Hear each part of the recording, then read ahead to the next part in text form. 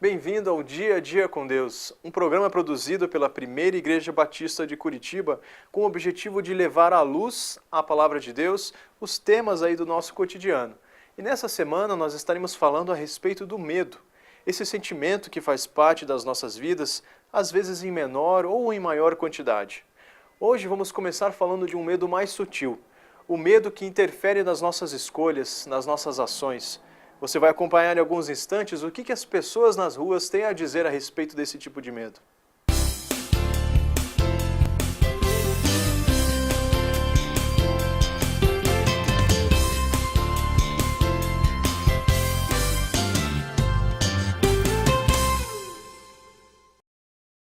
Segundo o seu caráter, o que você não faz por medo? Dívida. Tenho muito medo de dívida. E por quê, assim, qual... Hein? Por quê? Tenho medo de dívida, não gosto de dívida.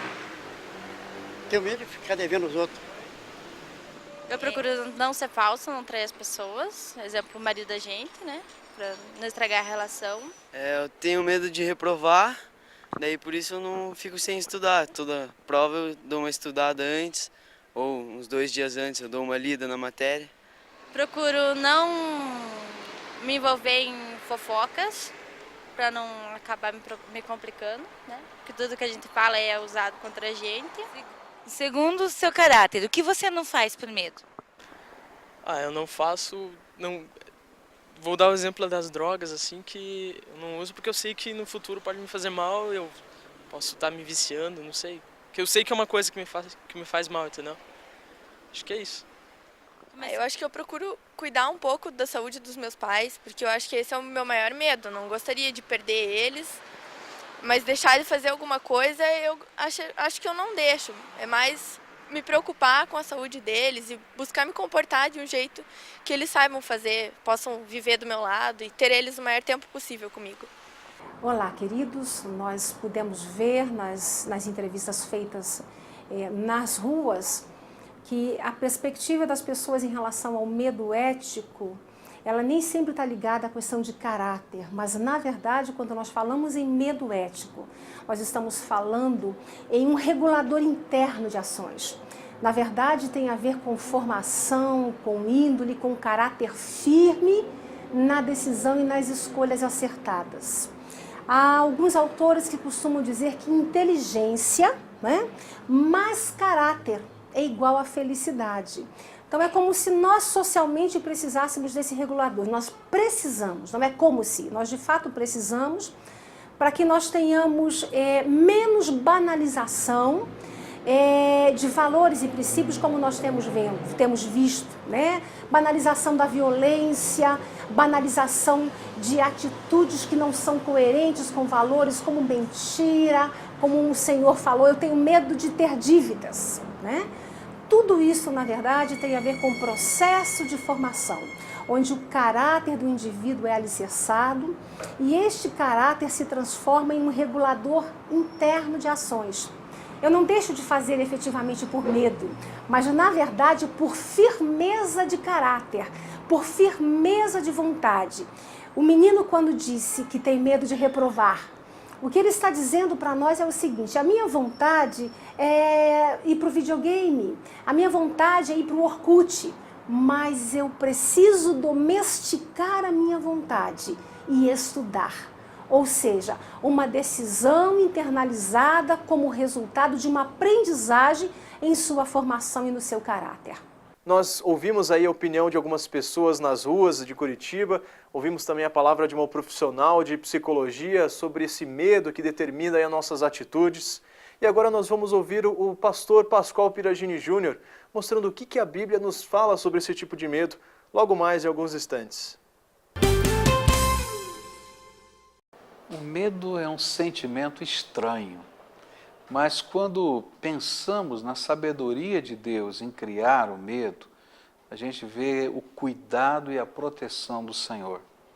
O medo é um limitador para que nós não estejamos correndo perigo.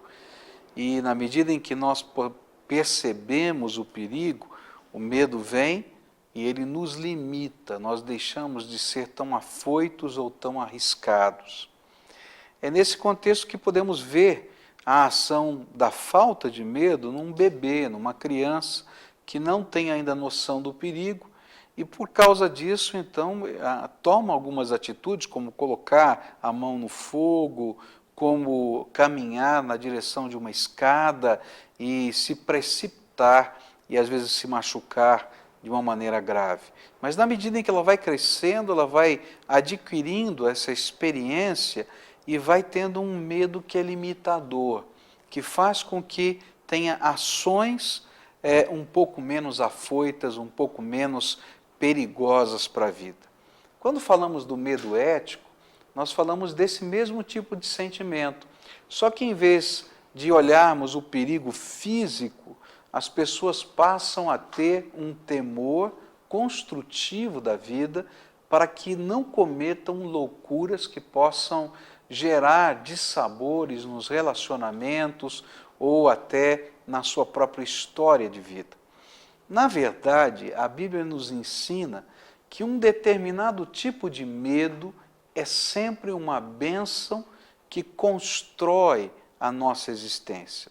No livro de Provérbios, no capítulo 1, no versículo 7, nós lemos o seguinte: para ser sábio, é preciso primeiro temer ao Deus eterno.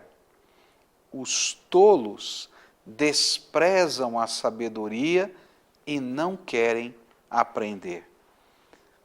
18 vezes no livro de Provérbios, a palavra de Deus vai nos falar a respeito do temor do Senhor. O temor do Senhor como o princípio de toda sabedoria.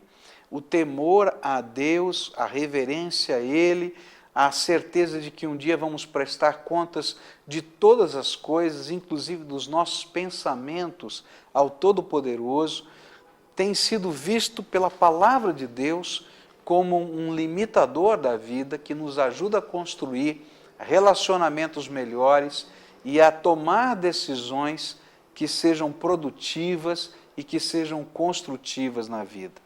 Quando nós imaginamos que o Senhor, quando colocou em nós a capacidade de temer e de imaginar o nosso erro, a nossa falha, as consequências que esse erro e essa falha podem gerar na nossa vida, no nosso relacionamento com Deus, no relacionamento com as pessoas, então nós começamos a ser mais prudentes e menos desvairados nas questões da vida.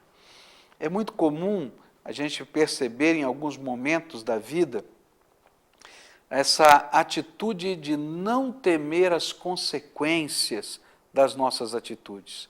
E a Bíblia chama isso de loucura ou tolice, porque todas as decisões da nossa vida, elas têm consequências.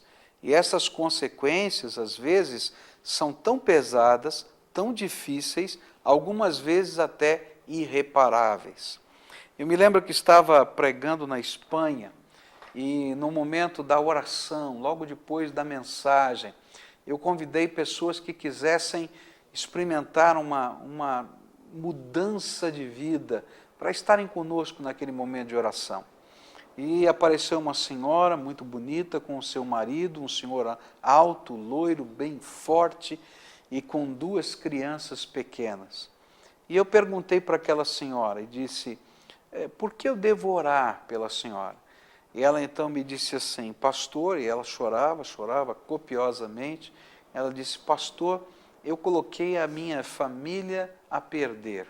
Eu tenho essas 2 crianças, esse é o meu marido, mas eu não medi as consequências das minhas atitudes. E por isso eu traí o meu marido. E a nossa casa está destroçada. E nós precisamos que Deus intervenha na nossa vida com misericórdia e graça. E aquele homem chorava copiosamente junto com ela e dizia, pastor, eu abandonei esta mulher e eu não cuidei dela como ela precisava e por isso nós estamos vivendo o que estamos vivendo. E ali foi um tempo de restauração e de oração. Mas eu fico pensando que, tanto de um lado quanto do outro, porque os dois admitiam falhas no relacionamento, tanto de um lado quanto do outro, eles não temeram as consequências de algumas atitudes que a princípio eram pequenas. A atitude do abandono, de não dar atenção, de não olhar, de não investir um na vida do outro, a atitude de dar o segundo olhar para alguém, de se deixar envolver. E quando nos falta o temor de Deus, muitas vezes a nossa ética se torna tremendamente maleável e flexível. E toda vez que a nossa ética se torna maleável e flexível, nós cairemos no erro. Por isso, o temor a Deus é um freio que nos preserva e que nos ajuda a construir a vida. Eu queria desafiar você hoje a dar um passo de fé. Eu queria que você buscasse em Deus hoje, que Ele lhe ajudasse a conhecer o poder dEle e a justiça dEle, de tal maneira que o temor do Senhor se aplique nas decisões da sua vida. Eu não sei quais decisões você tem para tomar, e às vezes nós só pensamos no imediato e no agora. E nós pensamos numa oportunidade ou numa chance, mas nós não pensamos nos valores de Deus e nem nos conselhos do Senhor. Mas quando nós invocamos Jesus para ser o mediador da nossa vida e o controle do nosso dia a dia, o temor do Senhor se instala e nós, por respeito a Ele, a cada momento em que temos que tomar uma decisão, olhamos para cima e pensamos, o que Jesus pensaria desta ação? Convide Jesus para ser aquele que no dia a dia lhe ajuda a tomar decisões mediante o respeito e o temor do Senhor. Que Deus abençoe você e que o temor do Senhor seja o princípio da sua sabedoria. E este foi mais um Dia a Dia com Deus. Se você deseja obter aí mais informações sobre o que nós estamos estudando ao longo aí dessa semana, ouvir mensagens, conhecer outros materiais, acesse o site www.diaadiacomdeus.com.br ou ligue para a gente no 2106-4347. Não perca os próximos programas dessa semana em que estaremos falando sobre aí os medos. Amanhã estamos de volta aqui no Dia a Dia com Deus.